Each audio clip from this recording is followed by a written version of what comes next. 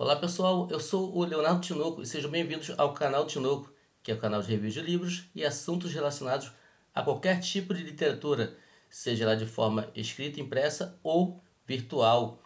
E antes de eu entrar aqui no assunto, quero pedir algumas coisas para vocês. Seguinte, tô com uma gripe daquelas, né, aquela virose famosa, se eu fungar ou tossir aqui ou espirrar, relevem por favor que o estado é esse mesmo, eu tenho só hoje para gravar. Então, por favor, relevem isso, tá? E outra também, que dê um like no vídeo. E se depois, com o tempo, não gostar, pode dar um dislike sem problema nenhum. A gente pode mudar essa situação. E se inscreva no canal, porque o último vídeo, hoje, né, quando eu fui ver a última vez, tá quase 900 visualizações e eu tenho menos de 100 inscritos no canal. Então as pessoas veem o vídeo, mas não se inscrevem no canal. Por favor, se inscreva no canal, ative o sininho de notificações para quando tiver um novo vídeo você ser notificado. E se gostar desse conteúdo, espalhe nos seus grupos de WhatsApp, Telegram, Facebook, ou para um amigo específico que goste do tema. E o tema, antes de eu apresentar o livro, né, que é um review de livros, eu vou usar 3 livros aqui, no caso. Antes de eu entrar no tema, quer dizer, antes de eu mostrar o livro, vou falar do tema. O tema é o seguinte, é a pergunta: existem crianças trans? É um assunto que tá em pauta, mas também por causa da repercussão que teve aquela passeata na Avenida Paulista, né, no domingo, que era do movimento LGBTQ+, aquela sopa de letrinhas que eu nem sei mais para quantas está, e que eles utilizaram crianças lá, né? Estão evoluindo, né? Antes é só ele, agora só os pais botam crianças lá como sendo crianças trans e a pergunta surgiu: existem crianças trans? Que trans é esse? Trans é um prefixo que é usado em muitos casos, né? Trans é uma transição, uma mudança. E no caso específico desse de criança, está se referindo a crianças transexuais, né? Eu não posso falar essa palavra aqui no YouTube, ele não gosta dessa palavra sexo, mas eu vou ter que falar várias vezes, então não adianta não tentar fazer mímica que uma hora vai sair. Então eu vou falar de cara mesmo e vamos ver no que vai dar. Bom, a pergunta é o seguinte: existem crianças transexuais? Existem crianças que fazem a possibilidade da criança fazer mudança de sexo, né? Existe essa tal mudança de sexo? Dá para mudar o sexo? Vamos ver aqui o livro que eu vou utilizar, que eu não vou falar qual é agora, mas tentar explicar por que disso agora. Eles estão com essa agenda de LGBTQ+, importada dos Estados Unidos, né? Não sei se vocês sabem, aqui o Brasil tem uma espécie de delay.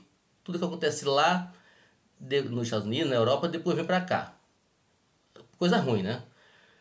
Não importa a economia liberal, não importa a relação de patrão e empregado aqui, contrato social, não. Eles postam só coisa para estragar aqui mesmo. Lembra quando quem é mais velho, quem viveu o início da década de 90, viveu as parabólicas, né, final dos anos 80, que tem uma parabólica. Lá eles tinham aquelas antenas já de pequenas, aquelas Sky, tinha muito tempo já, canal a cabo, aqui veio primeiro a parabólica. Quando todo mundo tinha celular lá fora, né, vieram os page, teletrim, aquela coisa, aquele bip, né, virou uma febre, mas aquilo já era lixo lá fora. Então tudo que é ruim, eles empurram para cá, né, com certo delay. E esse é mais um, bem dessa agenda trans, que vem da pauta de ideologia de gênero. Bem, eles colocam ideologia de gênero como se gênero fosse o sinônimo de sexo. Há um tempo já que eu tenho visto essa palavra gênero sendo pronunciada como sinônimo de sexo. E eu não entendia muito bem por que isso, depois de saber de toda a agenda, né? Porque eles mudam a palavra, né? Para ficar mais bonitinha para eles, mais acessível, mais aceitável à população. E realmente eu sei que gênero não significa sexo. E eu vou provar isso agora aqui, com o auxílio de um livro, que era o chamado pai dos burros pra gente, né, que nasceu nos anos 70, 80, até o início dos anos 90, foi blindado alguma vez com um dicionário, né? Era o Aurélio, era o Silveira Bueno. Na escola, vou contar uma coisa aqui, rapidinho. Antigamente, as professoras, né, que a maioria eram mulheres, né?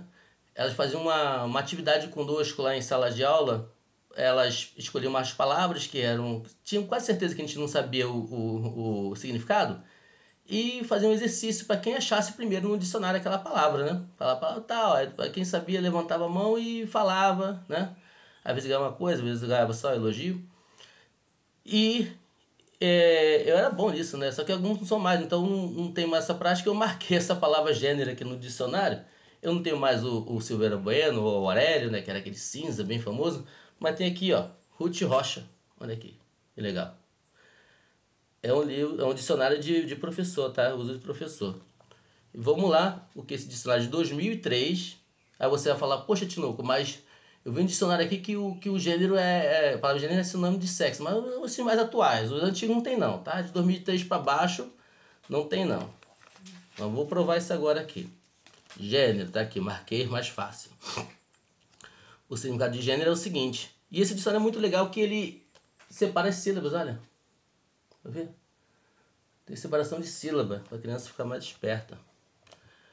Ah, perdi, caramba, aqui. Gênero. Conjunto de seres que têm semelhanças importantes entre si. Espécie, classe, qualidade, bens de consumo, em geral, comestíveis.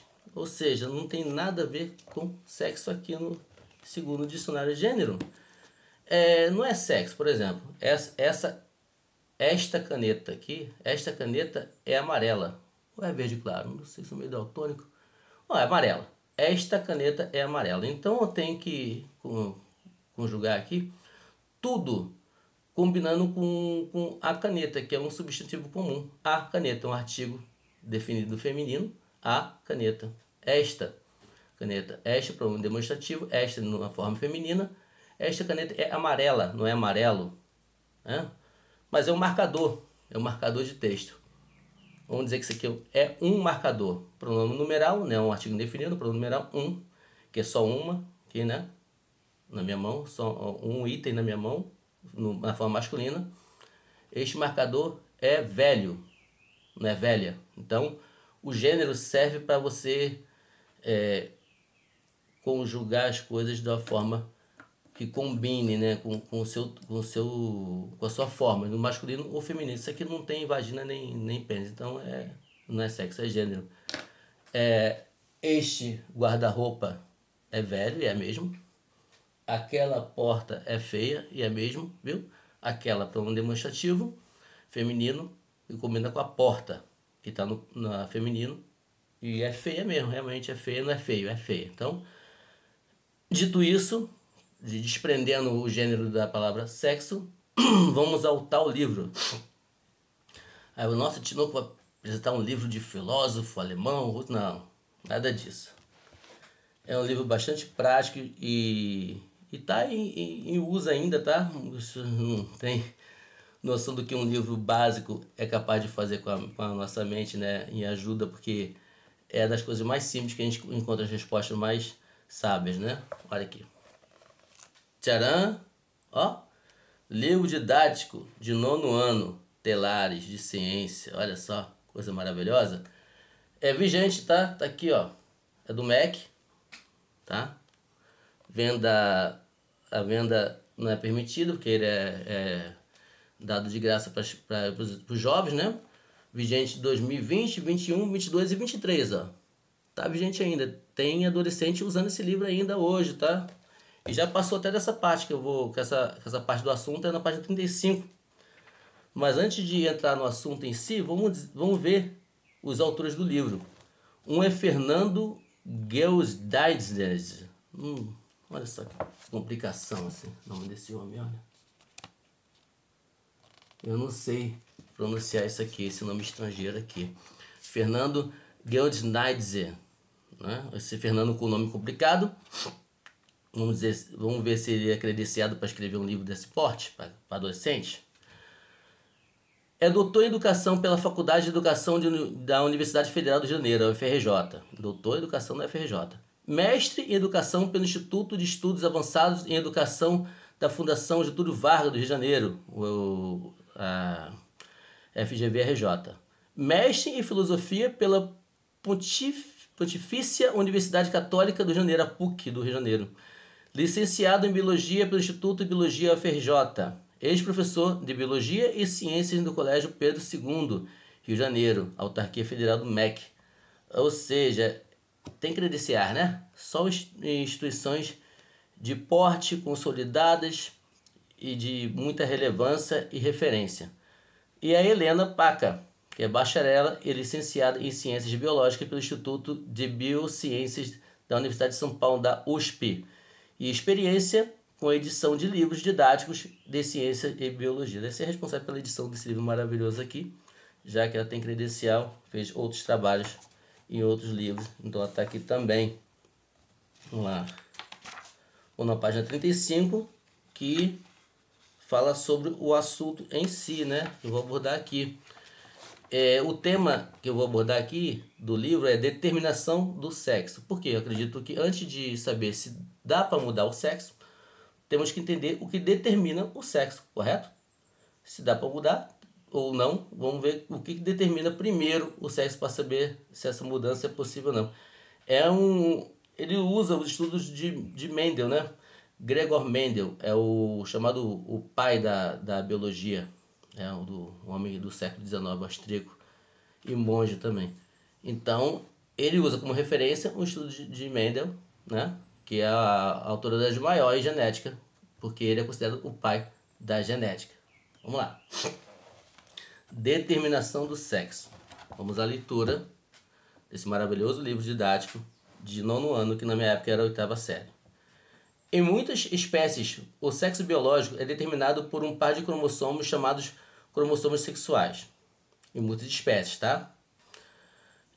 Genes situados nesses cromossomos determinam se o embrião vai desenvolver determinados órgãos sexuais, como testículos ou ovários. Então, o que vai determinar vai ser os genes. Se vai ser, os órgãos sexuais vão ser testículos ou ovários. Os testículos e os ovários, por sua vez, produzem hormônios masculinos e femininos, respectivamente, que influenciam diversas características sexuais, como vimos no 8º ano para a espécie humana. Ele está usando como referência um livro da mesma série, né, dele, que é do 8º ano, um ano antes desse, que era a minha antiga 7ª série. Ele está dizendo aqui que os testículos e os ovários produzem hormônios masculinos e femininos, respectivamente. Ou seja, quem tem testículos tem hormônio masculino, quem tem ovário, hormônio feminino. Na espécie humana, já entramos no assunto. No caso da espécie humana, existem 22 pares de cromossomos comuns ao homem e à mulher, são chamados autossomos. Esses comuns chamam autossomos. E mais um par de cromossomos sexuais. Vamos ver que cromossomos sexuais são esses. Vamos lá. As mulheres apresentam 2 cromossomos sexuais iguais, chamados de cromossomos X. Já os homens apresentam um cromossomo sexual X e um cromossomo sexual Y. Este bem menor que o cromossomo X. Veja a figura 2.7. Vamos ver a figura 2.7 aqui. Por que não? Tá aqui, ó. No homem é cromossomo XY. Vê que ele é maior? Aqui o X é maior que o cromossomo Y. Na mulher são 2X no mesmo tamanho. Então homem XY, mulher XX. Acho que está claro aqui. Pelo menos até agora está muito claro. Nos gametas, a metade do conjunto de cromossomos. Gametas são as células, no caso o masculino é o espermatozoide, e no caso o feminino é o óvulo. Todos os ovócitos que as mulheres liberam na ovulação, a partir da puberdade, contêm um cromossomo X. Já cerca de metade dos espermatozoides produzidos pelos homens terão um cromossomo X, enquanto a outra parte terá um cromossomo Y. Veja a figura 2.8. Vamos à figura 2.8 aqui. Aqui, ó. Está escrito aqui. Zigoto dá origem a um menino, XY. Zigoto dá origem a uma menina, XX. A figura aqui é menina, né? XX, a mulher XX. Menino, XY cresce, continua sendo XY, não importa o que aconteça. A menina vai crescer XX, mulher, e o menino vai crescer XY, homem. Porque o zigoto dá origem. Zigoto é quando se fundem a célula quando se funde o ovário, o espermatozoide, é aquela célula que carrega 46 cromossomos, né? Já que o gameta masculino tem 23 e o gameta feminino tem 23, somados em 46. Aqui no zigoto vai ter as informações genéticas a junção das informações do DNA da mãe e do pai vai formar as características do ser que virá depois do parto. Então, aqui, de novo, ó, menino, XY, vai fixar. Menina, XX, é menino ou menina, é homem ou mulher, não existe menine, não existe outro tipo, só existe menino, existe menina, que virará, um menino virará um homem, e a menina se transformará numa mulher, não tem uma variável. Na fecundação, o ovócito X tem 50% de chance de ser fecundado por um espermatozoide X, dando origem a um zigoto XX. Ele vai se unificar, né? Vai transformar no zigoto 46 cromossomos. Que será o sexo feminino, não é gênero, é sexo feminino. O ovócito X tem 50% de chance de ser fecundado por um espermatozoide Y, formando um zigoto XY, que será do sexo masculino, será um homem. Portanto, como o ovócito 2 necessariamente tem um cromossomo X, o sexo da criança é determinado pelo espermatozoide no momento da fecundação, havendo chances iguais de fecundação ocorrer por um espermatozoide contendo os cromossomos X ou Y. Aí que vai determinar 50% de chance de ser menino ou menina. Aí vai dar sorte, né? Mas tem aqui, ó. Tem uma variação aqui. Vamos ver que variação é essa? A gente viu aqui que, por enquanto, só existe em XX, mulher, e XY, homem, né? Com a junção do óvulo com o espermatozoide, formando o zigoto que virá a ser um embrião, um feto. Vamos ver que variação é essa. De repente a variação está aqui, né? O do trans, né? Vamos ver se está aqui. Vamos lá. A determinação do sexo pode variar, dependendo do organismo estudado. Olha só, tem uma variação aqui. E muitas vezes, por exemplo, o sexo é determinado pelo gameta da fêmea. Em alguns casos, o sexo pode ser determinado por fatores ambientais como a temperatura, ou seja, não mudou nada. Mesmo a temperatura tendo determinando, sendo mais determinante, vai ser o XX ou XY, não vai sair disso, não tem como sair disso. Aí eu vou falar, poxa, Tinoco, mas tem aí o... Desculpa. Tem aí o hermafrodita. Hermafrodita é todo hermafrodita, é XY. Ele não tem óvulo, não tem ovário. Ele vai continuar sendo um homem por dentro, lógico que as características por fora serão de uma mulher. Prevalecerá, na maioria dos casos, né, uma mulher, que vai crescer mama, não vai crescer pelo, já a voz vai ser fina, vai ter características de uma mulher, mas por dentro vai ser um homem. Não vai, ainda assim não vai variar a sua determinação do seu sexo vai ser a mesma. Não tem variação aqui, não muda. Vendo isso, chegamos à seguinte conclusão. Não existe transição de sexo. O sexo não muda. Não importa o que você faça. Não importa se o homem corte o órgão masculino, o seu pênis, e faça uma cirurgia, transforme isso numa vagina.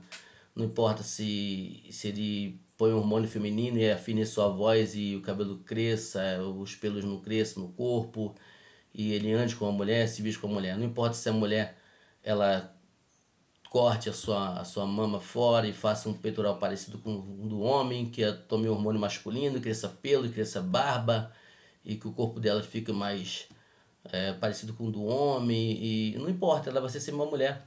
Ela não vai poder gerar espermatozoide, nem o homem vai poder ovular. Não tem transição de sexo, tem transição de comportamento. Você muda o seu comportamento, tem comportamento sexual diferente do seu sexo. Se você é homem e se comporta como mulher, seu comportamento será como sendo de uma mulher. Se você é mulher e se comporta como homem, seu comportamento será como a de um homem. Mas você não muda a situação de que um homem é um homem e sempre será até a sua morte. E da mulher também será até a sua morte. Quando você tem uma ossada e vem lá uma pessoa estudada para verificar que é especialidade de genética, e vai lá, tem só o esqueleto lá, não dá para saber. Aí ele vai lá e vai descobrir. XX, mulher, XY, homem, e nada muda isso, gente. Não tem? Porque aí as pessoas confundem as crianças, né? Usando as crianças como moeda ideológica, política, para fazer um monte de encenações, justamente para poder encobrir muita coisa que está acontecendo. Essa é uma cortina de fumaça, muita coisa está acontecendo por trás disso. E outra coisa, esse pessoal que investe nisso tem dinheiro, tá? Porque isso custa dinheiro pacas. Você vê essas ONGs aí que são destinadas a defender essa causa? Vá lá, parceiros. Duvido que você não encontre uma Open Society Foundation, uma Fundação Ford, uma das fundações Rockefeller e umas empresas também que misteriosamente participam disso e financiam isso, como a Uber, né? Tá lá patrocinando e financiando isso aí, tem algum interesse aí. Sempre rola muito dinheiro. Agora vamos fechar. Eu falei que tem 3 livros, né? Usamos um livro, isso aqui é um livro, tá? Dicionário é um livro. Usamos o segundo livro, que é o que explica, né, bem o que determina o sexo, que é o Telar de Ciência do 9º ano do ensino fundamental, né, que é o antigo 1º grau. E agora vamos ao livro dos livros, como sempre a partir de um tempo estou terminando com a Bíblia. Vamos ver se a Bíblia, como dizem, ela é contra a ciência, que as pessoas falam, né? Ou se a ciência comprova a Bíblia. O primeiro livro, são 3 passagens aqui, 3 livros que eu vou ver parte. É Gênesis capítulo 1, versículo 27 e 28. Vamos lá. Vamos à leitura. Assim Deus criou o ser humano à sua imagem. A imagem de Deus o criou. Homem e mulher os criou. E Deus o abençoou e lhes disse: sejam fecundos, multipliquem-se, acham a terra e sujeitem-na. Tenham domínio sobre os peixes do mar, sobre as aves dos céus e sobre todo animal que rasteja pela terra. Ele manda que nós nos reproduzimos. Então, se você fizer esse tipo de coisa, você não vai se reproduzir, está desobedecendo a Deus. Ele já criou o homem e a mulher, segundo a sua imagem e semelhança, como diz aqui a Bíblia. O outro livro está em Deuteronômio 22:5. Marquei aqui, 22, versículo 5. A mulher não deve usar roupa de homem, e o homem não deve vestir roupa de mulher, pois quem faz isso é abominável ao Senhor, seu Deus. Aqui ele não fala sobre